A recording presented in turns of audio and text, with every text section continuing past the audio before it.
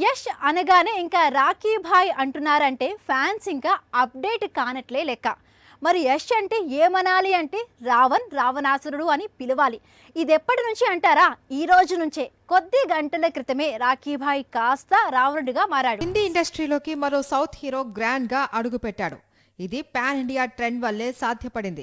KGF series తీసుకొచ్చిన craze వల్ల యష్ శాండిల్వుడ్ కంటే కూడా బాలీవుడ్ లో బాగా పాపులర్ అయ్యాడు. స్టార్ హీరో అయ్యాడు. అందుకే యష్ డైరెక్ట్ గా హిందీ సినిమా చేస్తూ ఉన్నాడు. అదే రామాయణం. రణబీర్ శ్రీరాముడిగా, సాయి పల్లవి సీతగా, సన్నీ డియోల్ హనుమంతుడిగా, వందల కోట్ల బడ్జెట్ తో దంగల్ డైరెక్టర్ నితీష్ తివారీ రామాయణం తెరకెక్కిస్తున్న సంగతి తెలిసిందే. ఈ చిత్రంలో రావణాసురుడి పాత్రలో యష్ నటిస్తున్నాడు. ప్రస్తుతం ఈ పాత్రకు సంబంధించిన షూటింగ్ ముంబైలో జరుగుతుంది. యష్ పై వార్ సీన్స్ తెరకెక్కిస్తున్నారట. రావణుడిగా రాఖీ భాయ్ ఎలా ఉన్నాడో చూడాలి అంటే వచ్చే ఏడాది దీపావళి వరకు వెయిట్ చేయవలసిందే. ఎందుకంటే అదే రోజు రామాయణం తొలి భాగం ప్రేక్షకుల ముందుకు వస్తుంది.